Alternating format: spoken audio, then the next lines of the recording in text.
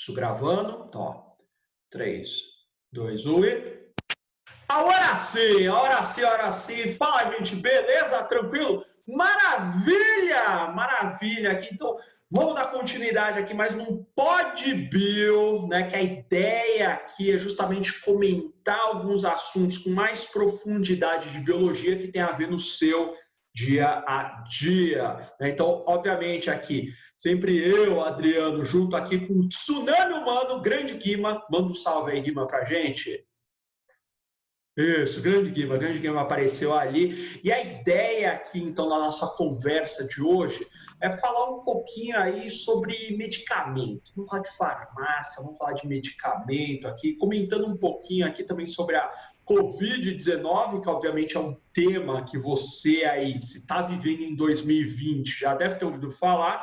Então, como é que esses medicamentos eles são elaborados, né? Então, o que é necessário para você colocar o medicamento no mercado, né? Obviamente, a gente vai comentar aqui sobre alguns medicamentos contra a Covid-19, mas falando de maneira geral. E para isso, temos a presença ilustre dele, Hamilton Big Cat, o grande gato aqui, Hamilton Bigatão, grande professor Bigatão, professor de química, um cara espetacular, porque a ideia é a seguinte, sempre quando a gente chama alguém para trocar ideia aqui com a gente, o cara primeiro tem que ser gente boa, né? Se ele sabe ou não de alguma coisa, é outra história, mas o cara tem que ser gente boa, porque a gente está aqui para dar risada, para fazer uma conversa aqui mais descontraída, né? Mas lógico, aí sempre passando bastante informação. Então, manda um salve aí para a gente, grande Bigatão.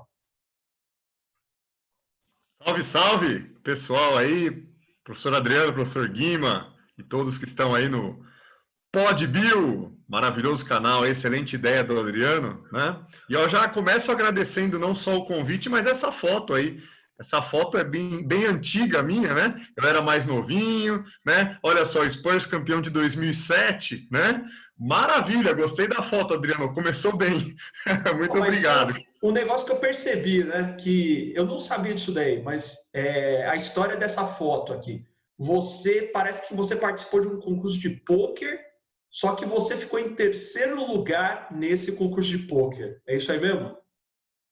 Não, isso aí é um amigo meu que estava fazendo aniversário, ele gostava de jogar pôquer, ele falou, vamos jogar pôquer no meu aniversário. Eu falei, vamos. Aí fui numa casa de pôquer, nem sei se existe ainda em São Paulo.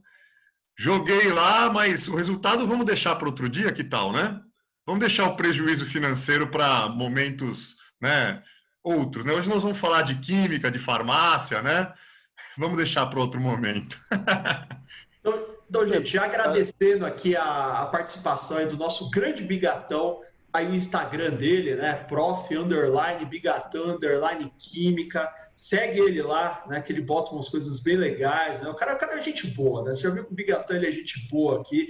E uma coisa aí que eu fiquei meio na dúvida agora, né? Você falou que essa daí é uma foto antiga. Cara, mas você tá igualzinho, cara. Você tá igualzinho. Você falou que a camiseta ali é de 2007, mano, mas... Meu, você bebe formol, não é possível. Você tem umas químicas muito loucas aí, depois bota essas químicas aí como receita, porque vai ter um monte de gente que vai querer ali, tipo os velhão, que nem o Guima, né? Você tá ligado que o Guima aqui é 1920, né? Que o cara nasceu ali, apesar que ele tá conservado também, mas você tá conservado, hein, cara? Parabéns aí. Não, imagina, não. Essa foto é antiga, mas eu acho que hoje eu estou usando os filtros aí. Quem me conhece no dia a dia, sem os filtros, eu estou bem mais velho que essa foto aí, pode ter certeza. Os filtros da internet enganam, acredite. E o Adriano, ele manja dessa coisa de filtros aí, eu pedi para ele dar uma caprichada aí, né? Fiz o make, né? Agora estou pronto aí para participar aí, te ajudar aí, né? Ou ajudar todo mundo aí, contar um pouquinho mais aí acerca dos fármacos e medicamentos dentro dessa pandemia do coronavírus, né? Não, viu? Eu queria até te elogiar aqui, porque o perfume que você está usando aqui tá bom, viu? Tá bem gostoso. Não, bem gostoso eu não vou fazer a propaganda aqui, mas esse aqui é o caprichado. Esse aqui é o que eu uso naquela balada top, entendeu? Dia que eu vou na balada top, dia que eu quero me dar bem, é esse o perfume, cara. Eu, claro, especialmente, né, para fazer a presença aqui no Pod Bio, selecionei o melhor perfume, né? Claro. Então lá, vamos começar a trocar ideia aqui. Então, me diz uma coisa, grande bigatão, para a gente começar a trocar ideia, né? O que você acha que é necessário para colocar um medicamento no mercado? Bom, antes de colocar um medicamento no mercado ou lançar um medicamento para o coronavírus, eu vou falar um pouquinho de forma geral aí. O que a gente precisa para colocar um fármaco no mercado, e qualquer um, né? Um fármaco no geral. A gente passa por ensaios clínicos, e aí no momento em que a gente está gravando esse vídeo, né? Está bastante na moda os ensaios clínicos, né? Tal medicamento está em ensaio clínico e blá, blá, blá. E aí, muitas vezes, as pessoas não sabem quão próximo esse medicamento está do meu organismo, né? E, às vezes, isso é um grande problema, né? Que a nossa imprensa causa, né? Tal medicamento foi eficaz em ratos. Como isso está próximo de nós podermos utilizarmos o medicamento? Está longe, né? E aí eu coloquei aí alguns termos aí usados na química farmacêutica ou química medicinal que são interessantes e que trabalham o que vem antes dos ensaios clínicos. São os chamados ensaios pré-clínicos, né? O que são HITs, pessoal? HITs são moléculas, né? São ligantes, a gente chama de ligante, mas seriam moléculas que se mostrar, que conseguem se ligar. O que é HIT? HIT é acertar, né? Então, uma molécula que acertou, né? Esses ensaios de binding aí que eu coloquei, é um ensaio no qual você liga a sua molécula ao receptor. Então, sei lá, você isola a proteína na qual você quer que a molécula haja, uma enzima. Né? Eu quero que haja sobre, sei lá, ciclooxigenase, é uma enzima que a gente tem. Acho que vocês entendem até mais do que eu dessas enzimas aí. Mas a molécula deve se ligar nessa enzima. Esse é um ensaio que eles fazem de binding. E aí eu separei dois aí exemplos, né? O HTS e o VS, são outros dois termos em inglês aí. O HTS é o High Throughput Screening, que a tradução é triagem em larga escala. Então, você consegue, utilizando uma ferramenta, você consegue testar até 96 moléculas no mesmo ensaio de forma rápida. E aí você consegue testar, sei lá, 10 mil moléculas para um determinado alvo, né? Uma determinada enzima, você consegue testar várias moléculas num período curto de tempo. Esse é o High Throughput Screening. É um método caro, porque exige você ter uma grande quantidade de material. Só o equipamento de High Throughput Screening já é uma grana tremenda, coisa de $1 milhão. Não sei quantos tem no Brasil, estou por fora, o meu mestrado já passou faz um tempinho, mas é uma metodologia cara, mas que serve para você testar várias moléculas e ver se elas são hits ou não, se elas se encaixam no receptor ou não. E o VS que eu coloquei aí é o chamado Virtual Screening. Esse aí é um ensaio chamado ensaio in silico. Vocês já ouviram falar de ensaio in vitro, ensaio in vivo? O que é ensaio in vitro? In vitro é... como é que eu poderia dizer o in vitro aí? O que vocês me ajudam aí? Vocês que são os biólogos aí. Em células. Em cultivo de células é um bom ensaio in vitro. Perfeito, né? Não é dentro de um organismo, né? E ensaio in vitro seria já, sei lá, em um modelo animal ou mesmo em nós, né? Seres humanos, né? Que seriam o motivo pelo qual a gente faz a pesquisa normalmente. O Virtual Screening não, é um ensaio in silico. Sílico vem do silício, do computador. Então, é um ensaio feito em computadores. É uma triagem virtual. Eu falo que o Virtual Screening é parecido com vamos dizer assim, aquele aplicativo de namoro, na qual você seleciona a pessoa que te interessa mais. Eu gosto de pessoas, sei lá, com tal altura, tal tipo de cabelo, e eu gosto de pessoas que, sei lá, torce para tal time de futebol. Você coloca vários filtros e aparece lá o amor da sua vida. O Virtual Screening é mais ou menos a mesma coisa. Você tem banco de dados de moléculas, existe um banco de dados lá que chama zinc.org, que é do professor John Irving, lá de São Francisco. Ele tem um banco de dados gigante lá de moléculas, acho que tem mais de 58 milhões de moléculas cadastradas, e aí você consegue colocar filtros. Eu quero que a molécula interaja com o meu receptor fazendo ligação de hidrogênio, eu quero que ela tenha massa molar XY ou Z, eu não quero dificultar muito a conversa aqui, mas você coloca filtros para você selecionar moléculas. E aí você consegue ensaios in silico, você tem a proteína cristalografada, 3D, existe banco de dados de proteínas também, e você tenta encaixar a molécula. Isso é um ensaio in sílico muito mais barato, mas que tem suas limitações, né? Porque não é um ensaio real. Bom, um grande problema aí, então, no caso da Covid, é qual é o alvo, né? O alvo ele tem que ser um alvo específico, tem que ser seletivo. Não pode ser algo que vá agir sobre um alvo que a gente tem também, uma proteína que nós temos. Então, tem que procurar um alvo seletivo do tal do Covid agora aí, que foi, né, que apareceu aí, o novo Covid-19, né? Novo, já não é nem mais tão novo, né? Já estamos aí há mais de 6 meses de pandemia. Exatamente, né? A seletividade aparece lá nos leads, né? Perfeito.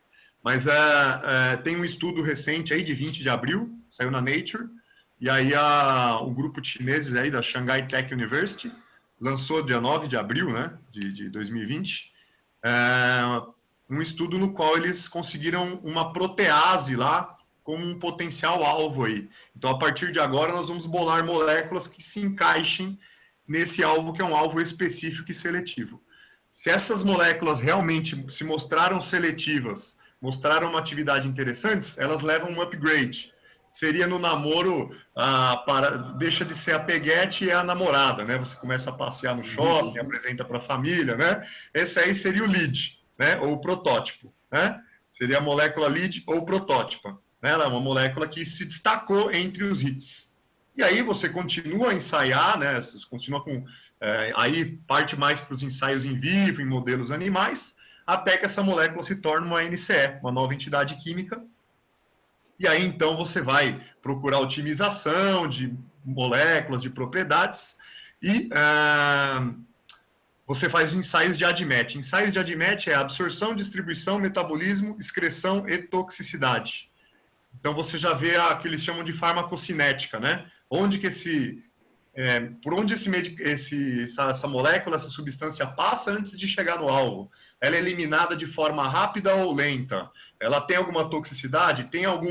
Essa molécula no seu organismo é quebrada em, sei lá, outras 5. Alguma dessas 5 é tóxicas? Aonde ela age? Enfim, você tem um perfil muito mais robusto, né, acerca de como a molécula age. Tudo bem? E aí, então, a partir daí, então, você parte para os ensaios clínicos, parte para os serizinhos humanos, né? Vamos ver lá, então. De uma forma geral, pessoal, o tempo que demora para um fármaco entrar no mercado é isso aí, ó, 9 a 14 anos. Será que vai dar tempo? A gente pode conversar sobre isso já, né? Mas demora muito tempo, né? Demora muito tempo para a gente colocar um fármaco no mercado, né? Demora muito tempo, principalmente não só pelos ensaios pré-clínicos, como para os ensaios clínicos. Tanto que uma metodologia interessante, a gente vai comentar já, é o reposicionamento de fármacos. Isso é uma coisa bastante interessante, tá? Os ensaios clínicos, pessoal, são divididos em 4 fases. Tá? Então, agora vamos começar a testar nos seres humanos. Primeira fase, você pega indivíduos sadios, dá uma dose bem baixa para ver qual é o comportamento dessa molécula no organismo humano. Se tem algum efeito colateral, como que se essa farmacocinética que eu falei, né, a distribuição do medicamento é igual a observada em modelos animais parecidos, né, próximos aos seres humanos. Enfim, é um primeiro contato da molécula. Se essa molécula passar pela primeira fase, ela entra na segunda fase que eu destaquei aí, que aí sim você vai ver a eficácia dessa molécula. Eficácia, segurança, você começa numa dose pequena, vai ajustando a dose até saber qual é a dose eficaz e que seja uma dose segura. Então aí você mexe com eficácia, segurança, posologia e relevância frente a tratamentos convencionais. Não adianta nada eu lançar uma molécula no mercado, sendo que já existe uma que, sei lá, age do mesmo jeito. Tem que ter alguma coisa de melhor, né? Senão não adianta nada. Então, tudo isso é testado na fase 2. Uma vez que isso foi determinado, a molécula mostrou-se realmente algo que vai somar, né, no tratamento de alguma doença, a gente pula para a fase 3. A fase 3 é a fase na qual você pega uma grande quantidade de indivíduos, mais de 1.000 pelo menos, falam em 500 a 1.000, mas quanto mais melhor, é a fase na qual você vai testar se, sei lá, essas moléculas não foram ativas ou foram eficazes para um número pequeno de pessoas, mas sim para um número grande. Então, essa terceira fase ela é bastante importante. E já há hoje, estamos aqui hoje, início de julho, né? Já há medicamentos que estão em fase 3 para o Covid-19, né? A gente comenta já já. E aí, se o medicamento, então, entra no mercado, ele passa pela fase 3, ele entra no mercado, que é a última fase. Fase 4 é chamada fase da farmacovigilância, onde eles verificam, né, em um período de tempo, se dentro da população, com todas as diferenças, né, que você tem dentro da população, se você tem se alguma coisa nova foi encontrada. Tanto que alguns medicamentos falham na fase 4, né, mesmo estando dentro do mercado, eles são removidos. Que é o caso daquele Vioxx, eu não sei se vocês lembram do Vioxx. Vioxx era um anti-inflamatório que entrou no começo do século, da Pfizer, rendeu 1,2 bilhão, ou vendeu, aliás, né? 1,2 bilhão, e aí ele saiu do mercado porque ele tinha efeitos colaterais, se não me falha a memória, no sistema nervoso central, no cérebro. E aí retiraram ele do mercado. Oi? O Citotec pode ser um exemplo de que foi retirado na fase 4? Eu não sei dizer, Guimar. Eu não sei dizer. É porque o Citotec era para problemas gástricos e ele sabe que a gente sabe que hoje ele é abortivo, né? Certo. Então, eu não sei, a história do Citotec eu não conheço. Mas talvez ele já estava no mercado há um tempo e foi retirado depois, né? Não sei. Não tem não tem um outro lá que é a talidomina? A talidomida é um outro caso, Adriano. A talidomida inclusive a talidomida é um marco dentro da história da indústria farmacêutica, que é dos anos 70, né? A talidomida era uma molécula que é uma molécula quiral, né? Ou seja, tem um carbono quiral e tem 2 isômeros possíveis. Quem está fazendo cursinho em química vai ver isso mais ou menos no meio do ano aí, né? Ou quem está no ensino médio, a partir do segundo ano, do final do segundo ano, você vê e que é um carbono quiral. Enfim, mas são 2 moléculas que têm a mesma fórmula, porém a estrutura espacial dela é diferente. E aí, no caso da talidomida, uma das moléculas agia, tinha o efeito antiemético, a talidomida era para ser um medicamento antiemético, para prevenir o enjoo, só que o outro isômero, além de não ter esse efeito, causava teratogênese. E quem costuma enjoar muito, né? Quem sente muito enjoo é grávida. Então, o que aconteceu foi que começou a nascer crianças sem braço, sem pernas, mão colada no ombro, coisa bem complicada. Até hoje, né? A talidomida não foi retirada do mercado. Até hoje ela existe, ela é vendida. Mas toma-se esse cuidado. E eu falo que foi um marco no caso da indústria farmacêutica, porque a partir daí que começaram os órgãos reguladores a ter um cuidado maior, né? A papelada que você tem que entregar para colocar um medicamento no mercado é cada vez maior, é cada vez mais caro isso. Estima-se que hoje, para você colocar um medicamento no mercado, você gasta aí em torno de $1 bilhão. Né? Então, o tal do Vioxx lá lucrou. Você vê que a gente fala, tadinha da indústria, gasta $1 bilhão, né, para colocar um medicamento no mercado. Mas o Vioxx deu lucro, né? Só até o tempo dele ser retirado do mercado já deu para pagar as contas, pelo menos, né? E aí essa definição já, né, até relacionado a esse tema, o fármacos blockbusters, né? O fármaco blockbuster, assim como aquela falida empresa de aluguel de... Vocês alugavam vídeos no Blockbusters, não? É que assim, o Guima, certeza absoluta, porque o Guima é velho, né? E é certeza que o Guima já deve ter alugado 30 vezes o De Volta para o Futuro. É viciado nisso.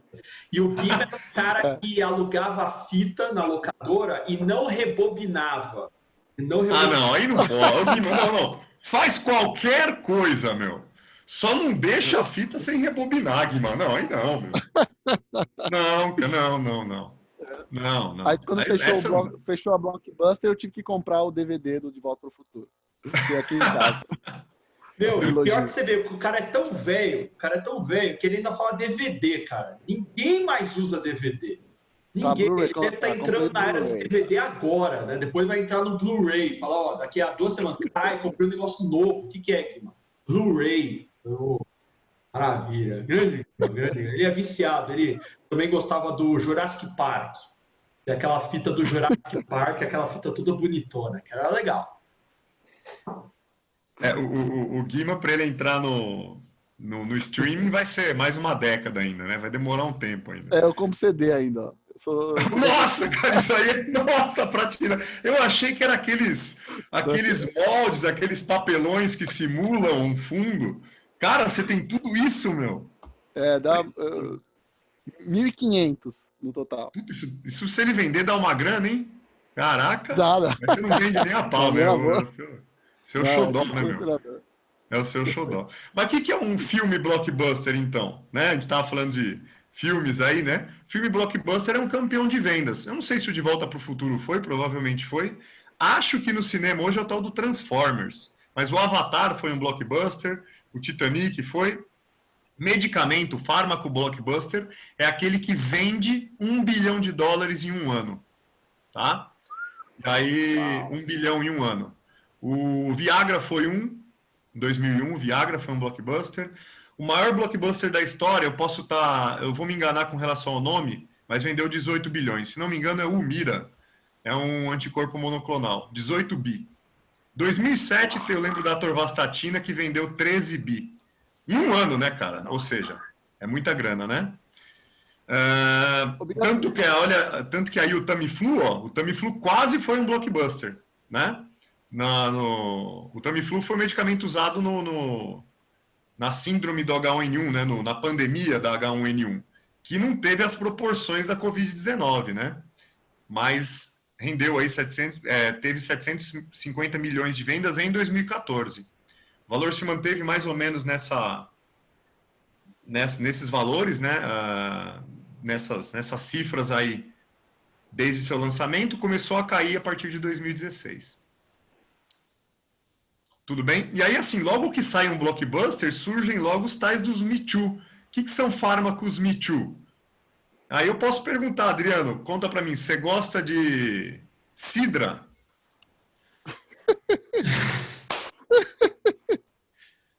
Quem não sabe, eu sei fazer cidra. Se você acha que cidra é aquela bebida zoada que você só bebe no final do ano, aquele negócio é um desrespeito. O negócio é um desrespeito. A cidra de verdade é um fermentado de maçã, né, que você usa uma levedura ali. Então tem toda uma arte para a fabricação de cidra. Eu estou me especializando nessa arte. Então a resposta é sim, eu gosto de cidra de verdade. E eu até dei uma cidra para o Bigatão. Eu não dei uma cidra para o Guima porque ele não bebe. O Guima ele não é. Deu sim. Hã? Não, eu dei para você. Você não bebeu ainda. Não. Ô, Adriano, essa cidra você me entregou quando?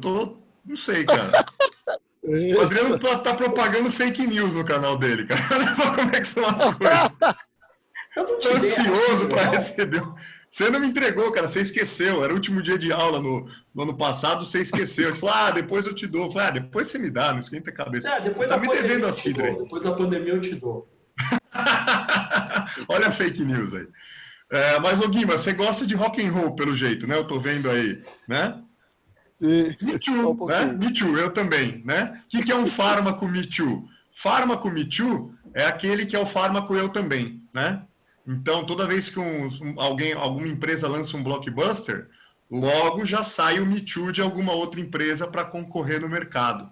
Tem que ser uma molécula diferente, tem que passar por todas essas fases, né, de ensaios, mas a galera começa a correr atrás, né? O mercado dos fármacos aí é importante. No caso das infecções virais, né, aí o conceito de Me Too ele é até questionável, né?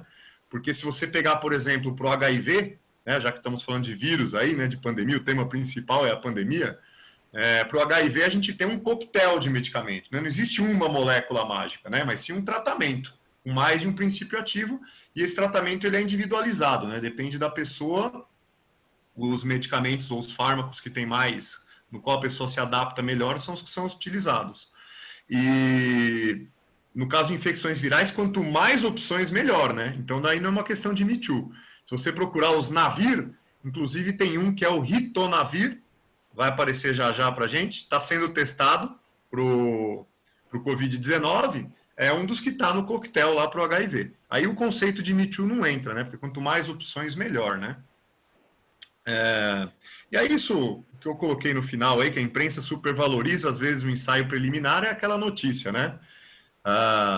Descoberta vacina em Israel. Aí você vai ver a notícia, está em fase 1. Caraca, meu, tá muito longe, né? Então até se a pergunta, vai sair logo um medicamento? Tomara que saia, mas a notícia nem sempre é das melhores, né? Deixa eu perguntar algumas coisas aqui, Gatão. Tem uma média, uma porcentagem de candidatos que chegam ao mercado? Sei lá, de 100 moléculas, qual é a Tá. porcentagem Eu média? tenho dado Tem para uma ideia? fases clínicas, para ensaios clínicos. Ainda bem bom que você fez que eu ia falar e não lembrei. Boa, excelente pergunta. Eu gostei, eu precisava falar disso. Mais de 80% falham, tá? Desde a fase, principalmente fase 1 e 2. Mais de 80% falham. Há dados de 90% de falha, 10% de sucesso, de passagem pela fase 3. Tudo bem? Nossa, é bastante coisa, né? É. A falha é bem E grande. outra coisa, esse Me Too seria o genérico ou não? É o quê? Não. Genérico é o mesmo fármaco, é a mesma substância, porém produzida por outro laboratório. Normalmente você tem que ter queda de patente para isso, né? Hoje nós temos os Me Toos do Viagra, por exemplo, né? Mas quando o Viagra foi lançado, não podia ter o genérico porque tem uma questão de patente aí. Se não me engano, aí eu não lembro, eu posso errar a data, não sei se são 5 ou 10 anos que o medicamento, ou tem patentes diferentes dos medicamentos. Aí o genérico é a mesma, é a formulação, é o mesmo princípio ativo, porém produzido por outra empresa. Outra coisa que eu acho que é legal, antes de você começar, você falou da imprensa, né? Eu acho que o caso muito marcante no Brasil foi a famosa fosfoetanolamida, né? Etanolamina. Ele falou na mina, que saiu na mídia como a cura do câncer e não tinha passado nem da pré-clínica. E já estava gente Exatamente. querendo, pedindo para a USP produzir, para dar, e no fundo não deu nada. Não Sim. deu em nada. Eu acompanhei, eu tenho contato com pessoas que acompanharam pesquisas feitas depois que saiu as notícias, que o governo falou, não, tal verba está destinada para se ver se realmente os medicamentos funcionam. Eles foram atrás de alguns comprimidos que as pessoas receberam lá. Até a massa do comprimido não batia, cara. Um comprimido tinha 500 miligramas, o outro 450. Não tinha um controle de qualidade. Então, o método de produção... Então, tinha várias falhas aí, né? Isso eu não sei nem se foi divulgado, né? Eu ouvi de conversa, mas enfim. Esse é um excelente caso. Muito bem pontuado. Bom, então, face a esse problema de a gente precisar de uma molécula, não de uma, mas várias, né? Esse pesquisador aí, o Adriano Andricópulo, que é um professor da USP de São Carlos, ele é professor lá do Instituto de Física, mas trabalha com Química Medicinal.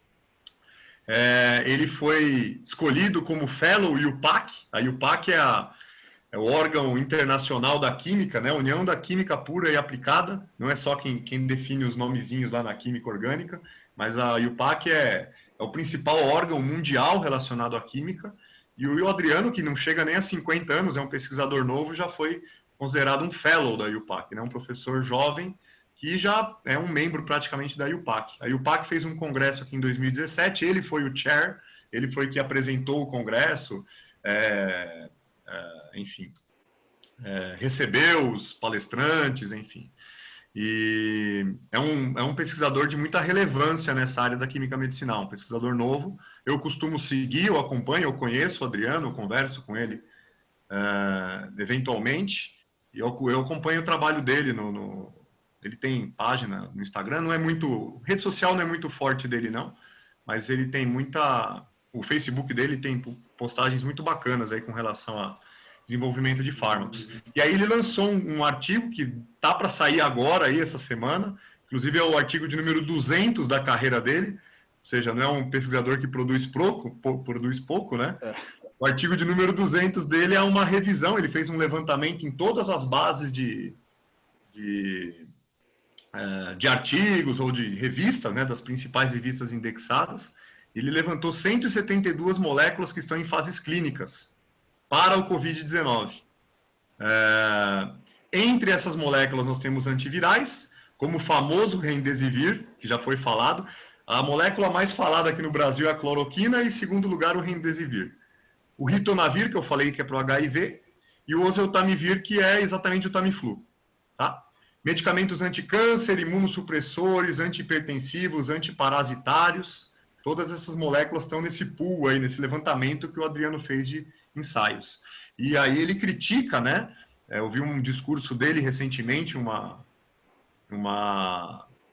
palestra virtual, aí, um simpósio, ele falando que a gente, às vezes, tende a polarizar muito em algumas moléculas, e não é o momento disso, né? De polarizar, esse daqui é o meu camisa 10. O Brasil vai ganhar a Copa só com o Neymar. Não, precisa de 11, precisa de 12, precisa de mais. Né? Então, às vezes, a gente tem esse discurso de que uma molécula vai ser a salvadora. Não, acho que não é por aí. Né? Então, não é um discurso muito interessante. O remdesivir, pessoal, uma curiosidade aí, ele diminui a produção, ele age na diminuição da produção de RNA viral. Como vocês sabem, o Covid é um RNA vírus, né? Ele é um RNA vírus, então ele impede, né, diminui a produção viral. Não teve sucesso para a ebola, na fase clínica para o ebola. Para o Covid, recuperação das pessoas diminuiu de 15 dias de um grupo controle para 11 dias. É perfeito? É o mundo ideal? Não, mas já é alguma coisa, né? Eventualmente, se algum dia a gente vai ter um coquetel de fármacos, o remdesivir provavelmente vai entrar, né, para o tratamento do Covid-19. E aí tem alguns candidatos a fármacos, né, que aí a gente coloca lá atrás, né, os protótipos, né, que normalmente tem uma sigla. Né? Na verdade, ele não é mais protótipo porque ele já está em ensaios clínicos, né? Esses aí já estão em ensaios clínicos. Mas eles têm uma sigla ainda, não tem um nome propriamente dito. E aí o interessante é que eles são medicamentos para via oral. Né? O remdesivir ele é um medicamento que não é absorvido por via oral. É necessário que seja feito de forma intravenosa.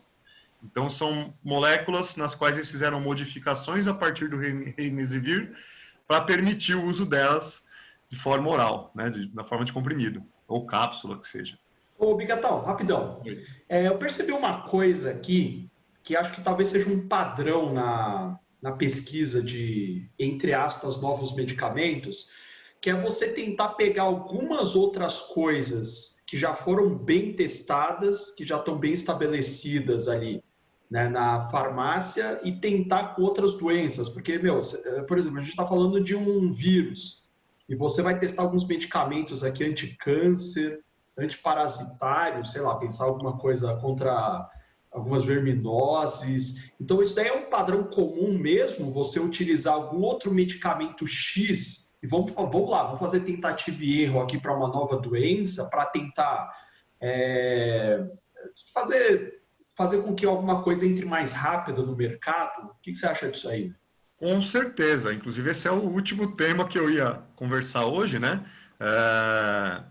Face a toda essa dificuldade, toda essa papelada que você tem que passar para colocar um fármaco no mercado e todo o custo que isso tem, né? Você pode queimar as etapas, e é o que estão fazendo, né? Na verdade, isso tem um nome, né? Então, acho que inclusive deve estar no próximo slide aí.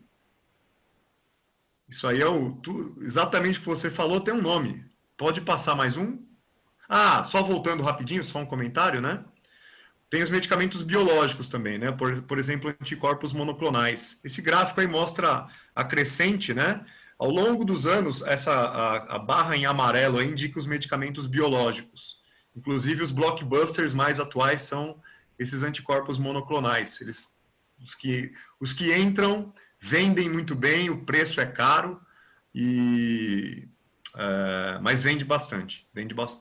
Tá? Os anticorpos monoclonais. Também estão no levantamento lá do professor Adriano Andricópolo. Pode passar e aí faça a sua pergunta, né?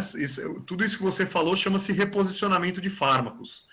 É uma estratégia que já vem de um tempo, mas é a nossa esperança, é a nossa chance aí, quando se trata de Covid-19. Né? Por quê? Porque você passar por todos os ensaios clínicos, os pré-clínicos, entrar nos ensaios clínicos, passar pela fase 1, né? Talvez você não precise passar por essas fases se você já utiliza um medicamento que está no mercado, né? E aí tem uma série de exemplos, né? Eu peguei alguns aí de 2 artigos do começo da década passada. Por exemplo, a sertralina é um antidepressivo. né? Ele é um inibidor da recaptura de serotonina. Aí a pessoa tem mais serotonina ali circulante, isso age contra a depressão. E eles estão tentando utilizar como um neuroprotetor. E aí algumas doenças, que são essas doenças que evoluem, né? Doença de Huntington, que o cérebro atrofia, por exemplo, ou doenças que interferem na locomoção da pessoa ao longo do tempo, a sertralina mostrou-se um neuroprotetor. A doença demora mais, né? A atrofia cerebral ou de impulsos nervosos demora mais. Que é interessante, né? A sildenafila, vocês conhecem a sildenafila, não? Conhece? Guima conhece? Essa eu tô longe desse negócio aí. Tá longe? Vai demorar bastante aqui para aposentar. O Guima conhece, mas não de usar, né, Guima? Você conhece do...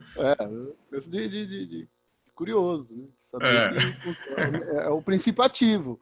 Tá vendo? O Guima conhece. Sildenafila é o Viagra, tá, Adriano?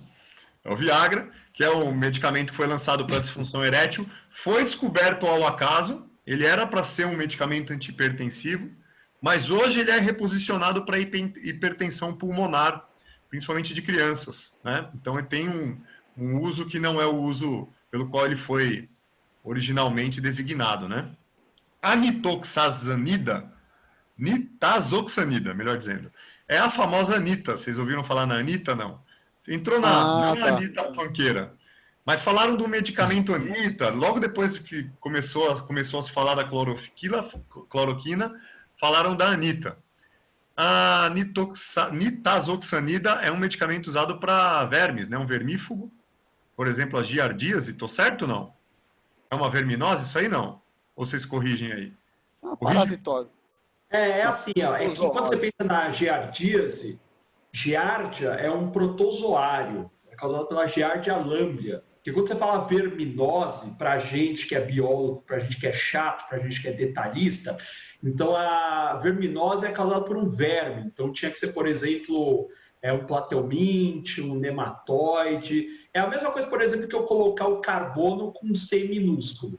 Então você vai ficar incomodado se eu escrever carbono com C minúsculo. Então, se você falar que giardíase é verme, é verminose para a gente, não. Então, giardíase é uma protozoose. Tá bom? Mas é detalhe. Aqui é coisa de biólogo chato aí.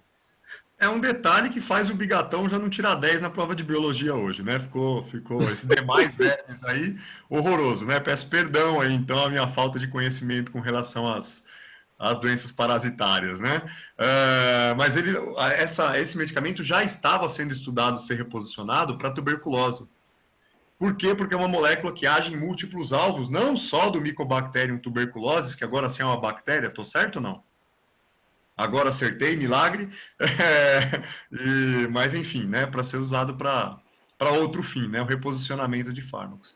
A amiodarona, que é um antiarrítmico, sendo usado para doença de Chagas, e eu coloquei esses dois exemplos aí, tuberculose e doença de Chagas, porque são doenças chamadas de doenças negligenciadas. O que é uma doença negligenciada? É doença de país pobre, é doença que não dá lucro à venda do medicamento, né? Então, o que eles fazem? Ao invés de produzir um novo medicamento que você sabe que não vai dar lucro, então as indústrias não estão muito interessadas em produzir, em gastar todo esse bilhão de dólares para talvez não dar certo, né? Vamos reposicionar. Então, olha só, um antiarrítmico mostrou ação para a doença de Chagas, bloqueando a produção do ergosterol, que é uma substância presente na parede celular. Né? Por ser um protozoário, tem parede celular. Agora eu acertei, não? Ou falei groselha? Creio que sim. Creio que... Não? Não tem? Não sei. Enfim. Fala membrana que você acerta. Membrana? Não tem parede celular, não tem? Bom, enfim, né? Faz parte da membrana dele, né? Não, é verdade. Aí eu tenho que me mostrar um pouquinho burro aqui também, né? Na parte biológica, né? Parede celular é o que nós temos, é isso, né? Planta. Edita. Agora, puta, já era, né? Vambora. Acabou o vídeo. Bom, mas enfim. Doença de Chagas, agora eu vou acertar. Trypanosoma cruzi, acertei não? Ah, milagre, alguma coisa. Tô tirando uns 6,5 aí de biologia, vai. Mas, enfim, você vê, é uma doença negligenciada, né? Então, o reposicionamento dos fármacos já vinha sendo muito falado para doenças negligenciadas e também doenças chamadas doenças órfãs. Doenças órfãs uma doença órfã, é aquela que atinge uma pequena porcentagem da população e você não tem nenhum tipo de tratamento, você não tem nenhum medicamento. Um fármaco órfão é um fármaco que age sobre uma doença órfã, porque, sei lá, atinge uma parcela muito pequena da população, e aí não vale a pena você gastar toda essa grana para investir um medicamento para uma quantidade pequena de pessoas. Claro que eu estou pensando como um empresário aqui, né? Não como um ser humano, né? Mas, enfim. Então, aí também o reposicionamento de fármacos se faz interessante, né? A aminociclina, por exemplo, né, para o derrame cerebral. Não conheço nenhum medicamento para derrame cerebral, até onde eu sei, não. Mas doenças anteriores, sim, né? Mas não diretamente. E a gentamicina, outro exemplo para hipertensão pulmonar, enfim. O que mais nós temos aí? Tem mais algum exemplo? Eu acho que não, né? Ah, e aí o exemplo final seria a cloroquina, né? A cloroquina já é reposicionada diariamente. A cloroquina é reposicionada para duas doenças, até onde eu sei, artrite reumatoide e o lúpus eritematoso, é isso ou não? Essa doença eu não sei direito o que é, não. É alguma coisa da pele que tem, é isso ou não? Autoimune, autoimune. É uma doença autoimune, né? Enfim. Mas, enfim, é isso. É isso que eu ia dizer. A cloroquina é um antimalárico, né? Não sei se... Ela é conhecida como um fármaco usado como antimalárico. Ela vem da década de 40, mais ou menos, como ela era usada como anti-inflamatório, para prevenção de dor, de uma forma geral. Mas aí, depois vieram melhores opções, ela ficou sendo como um antimalárico. Inclusive, no ano passado, né, a Fiocruz lançou um novo antimalárico, chama Tafenoquina, que concorre aí ou ajuda no tratamento para malária. É uma doença negligenciada que há muito tempo não tinha um fármaco aprovado, teve aí pela Fiocruz aí do Rio de Janeiro. Entendi. Muito bom, muito legal. Ficou mais Até, alguma coisa? Falei pra caramba, né? não, excelente, cara. Eu acho legal falar que você é farmacêutico de formação, né? Sim. Então, que te gabarita para falar muito bem sobre isso e que eu tenho certeza que apesar de nunca ter seguido como farmacêutico, eu virei professor de química no meio do curso, né? Mas eu acabei fazendo um mestrado em química farmacêutica, né? Então, essa é a minha área, digamos assim. Apesar de eu estar meio enferrujado aí, é a área onde eu tenho a minha formação, né? Não, maravilha. Uma dúvida, o Bigatão. O papel do fígado. Você tem muitas drogas são metabolizadas, né? Deixa eu te corrigir, fármacos, vamos usar fármacos, tá? O químico farmacêutico é a história do carbono com C minúsculo. A gente usa o termo fármaco. O médico fala droga e, o médico acho que entende mais que a gente ainda, né? Ou tanto quanto. Mas o farmacêutico usa fármaco, tá bom? Então vamos usar fármaco. Droga a gente vai usar para cocaína ou uma droga vegetal, um extrato vegetal, tá? Mas desculpa, te interrompi, perdão. Não, tranquilo. Tem que corrigir mesmo. Então, os fármacos, quando eles são ingeridos ou injetados, eles agem diretamente ou muitos têm a metabolização do fígado para se tornar um princípio ativo? Muitos necessitam de metabolização no fígado. A questão é se ele vai ser transformado no fígado ou não, né? Se ele passa pelo fígado e é transformado ou não. Quando ele é biotransformado, isso tem um nome, chama bioprecursor. Bioprecursor, por exemplo, deixa eu lembrar um exemplo aqui, é aquele corticoide. Nossa, tem dois que tem um nome parecido, agora fugiu. Daqui a pouco vem o nome. Bioprecursor é uma molécula que sofre uma modificação, normalmente uma oxidação ou uma redução. Então, é uma enzima que é uma oxidase ou uma redutase, que faz essa modificação na molécula. E aí transforma o medicamento no princípio ativo. Na forma ativa, perdão. Transforma o princípio ativo na forma ativa. Tá? Caramba, fugiu o nome. enfim, não vou lembrar agora, mas tem exemplos de fármacos que sofrem essa metabolização. Outros exemplos são dos chamados profármacos. Os profármacos também sofrem uma metabolização, sofrem uma biotransformação no organismo antes de exercerem seus efeitos. E aí essa estratégia chamada latenciação é você pegar um fármaco que apresenta um problema, por exemplo, para passar pela membrana, o fármaco tem que ter uma certa lipofilicidade, afinidade pela gordura lá da membrana, né? A membrana é uma bicamada fosfolipídica, tô certo? Onde a camada lipídica ali é bem grande, né? Para passar pela membrana e ser absorvida, ela tem que ter uma certa afinidade. Então, a molécula tem que ser uma molécula lipofílica. Não sei se eu estou complicando muito a conversa, mas o que você pode fazer, de repente, uma molécula é muito hidrofílica.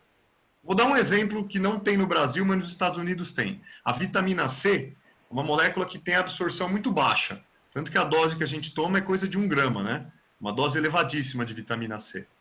Lá nos Estados Unidos existe o chamado éster C. O éster C, eles pegaram e fizeram um profármaco da vitamina C. Eles ligaram uma molécula, eles fizeram uma reação chamada reação de esterificação, produziram um éster da vitamina C. Esse éster, ele faz com que a vitamina C seja mais absorvida. Mas ele necessita sofrer a biotransformação. Eles chamam isso de transportador. Então, eles pegam lá se não me engano, é o ácido palmítico, que é um ácido graxo. Eles ligaram na vitamina C. E aí, mas ele não age dessa forma, né? A vitamina C, ela tem o seu efeito na forma de vitamina C. Então, você tem que liberar esse transportador para a molécula ter a sua ação. Um exemplo é o enalapril. Não sei se vocês conhecem o enalapril. Um medicamento...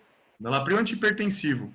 Ele age como ácido enalaprílico. Ou seja, o enalapril ele é ingerido. Acho que no fígado, aí minha memória já está um pouco fraca. Talvez no fígado ele seja metabolizado e biotransformado na forma ativa. Então, nem sempre o fármaco ele age na forma que ele é ingerido. Tá? Mas quando não é, aí você classifica ele como profármaco e bioprecursor. Profármaco é quando tem um transportador. Aí libera o transportador e age. Bioprecursor é quando a molécula sofre uma biotransformação e age. Não sei se ficou claro. Não, tá claro. Até ter trazido exemplos aí, mas esse eu não trouxe. Não, os exemplos são muito legais, porque, por exemplo, eu vim de uma área da oncologia, né? Então eu lembro bastante de drogas oncológicas. Tem a famosa temozolomida, né, que é um quimioterápico usado para tratamento de câncer de cérebro. E por muitos anos teve grandes problemas de você conseguir fazer o medicamento atravessar a barreira hematoencefálica, né? E essa temozolomida ela é transformada no fígado, né? E aí gera um princípio ativo que consegue atravessar a barreira hematoencefálica e chega no cérebro. Então, eu lembrei desse exemplo. E outro muito legal, que você foi bem no começo, né? Falou de drogas, o que a gente chamava de fármacos, né? Não drogas, mas fármacos inteligentes, que foi o caso do Glivec. Não sei se você com certeza já ouviu falar. Foi um dos primeiros medicamentos, fármacos, né? Feitos em sílico. Uma determinada proteína que tinha sido caracterizada, né? Toda a estrutura tridimensional, e desenvolveu-se um fármaco para se ligar a essa proteína que era extremamente específica de um tipo de leucemia. Aí veio o Glivec, se não me engano, das primeiras drogas ou fármacos, né, inteligentes. Legal. O grande problema do estudo em sílico é que você tem que estudar a chegada do fármaco no local de ação, né? Você parte de um estudo em sílico que é inicial, né? É um ensaio pré-clínico barato, né? Você consegue chegar em vários hits, mas, enfim. Olha, eu acho que hoje a conversa rendeu pra caramba, hein? Putz, muita coisa legal foi falada aqui, só que a gente vai encerrar agora, né? Pela questão de tempo aqui, senão a gente vai se deixar, vixe, a gente vai ficar conversando aqui até amanhã. Então, Bigatão, obrigado de verdade, obrigado muito. Assim, eu já conhecia você, eu te conhecia assim, do ponto de vista profissional, né? Eu sei que do ponto de vista pessoal você é um cara muito legal mesmo, de verdade, mas Você é uma pessoa que sabe de muita coisa. Você é um cara que tem muito conhecimento mesmo. É impressionante assim, a capacidade de argumentação que você tem. E outro negócio que eu percebi que é legal é que você gosta disso aí. Você gosta. Então é gostoso de conversar com alguém que a gente sabe que gosta do assunto, que se deixar vai falando, vai no detalhe do detalhe. Eu percebo muito essa característica também no Guima. É só você chegar e falar, meu signo é de câncer. Acabou. Que ele já vai falar um monte de coisa de câncer aí para você. Mesmo se você sendo signo de câncer, que nasce em setembro, ele fala bastante. Então, cara, obrigado mesmo por compartilhar esse conhecimento com a gente. E assim, é legal que sempre nessas conversas eu aprendo mais do que falo. Eu aprendi muita coisa aqui, mas tinha algumas coisas que eu realmente não fazia a mínima ideia, né, da elaboração assim de um fármaco. Agora eu aprendi que eu tenho que falar fármaco, né? Desde o início até chegar ali na prateleira da farmácia, eu gostei. Eu achei que eu aprendi muito. Então, Guimar, dá os comentários finais para deixar o Bigatão aí se despedir da gente. Mas obrigado mesmo, cara. Perfeito. Acho que dá para a gente medir o sucesso da conversa quando a gente aprende, né? Eu acho isso que é genial. E é o que você falou, Dri. O Bigatão, além de um colega maravilhoso, né? O Bigatão, a gente quase se encontrou em Las Vegas, né? O Bigatão. Quase que a gente jogou... Ainda bem que não, né? Acho que foi uma boa. Acho que a gente deu sorte, né? Que se tivesse encontrado, talvez não seria uma boa, né? Em Las Vegas. A gente ia apostar junto nos cassinos, mas... Pois é, não ia dar certo. O cara é um excelente colega, um excelente professor.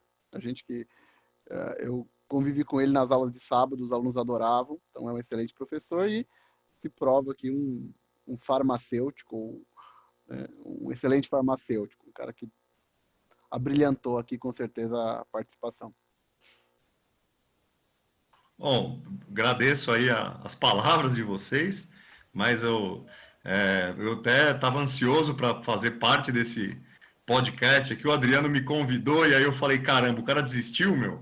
Pô, quero participar, porque é um projeto dos dois aí que são professores muito queridos, excelentes professores, que assim, toda a turma que eu entro, que vocês dão aula, vocês são citados, cara. Então, assim, é aquele professor que marca, né? Os dois aí. Tanto o Guima quanto o Adriano, os dois são professores muito queridos, muito bons professores, e que esse projeto aí possa ajudar aí os nossos alunos a aumentar o repertório de conhecimento aí, preparar para o vestibular. Então, eu acho que eu só tenho a agradecer aí a oportunidade de poder compartilhar minhas ideias e ajudar vocês. Pô, legal. Valeu mesmo, Bi. Meu, espetacular, porque a nossa ideia justamente é sair, né, desse ambiente escolar e é falar de coisas assim do nosso dia a dia, né? Então a gente sempre está ouvindo alguma coisa disso, alguma coisa daquilo. E às vezes a galera fala, mas vai sair daqui a um mês o medicamento contra a Covid. Não, peraí, né? Então a gente já teve toda essa conversa aí para mostrar que o buraco é muito mais embaixo. Então, gente, obrigado aí por ter assistido aqui, né? Agradecer a todo mundo aqui que participou junto com a gente. Não se esquece de seguir a gente lá em qualquer rede social. É só botar Bio Nosso de Cada Dia que a gente vai estar lá. E também não se esqueça aí de seguir o Bigatão nas redes sociais, né? Então, né? Bigatão _ Química, né? Que você vai achar aqui. A gente vai marcar ele também. Então, gente, tchau para vocês aí. Dá um tchau aí, Guimar. Dá um tchau aí, Bigatão. É nóis, hein? Então, a gente se vê no próximo Pod Bio. E fumo! Vamos lá, tchau!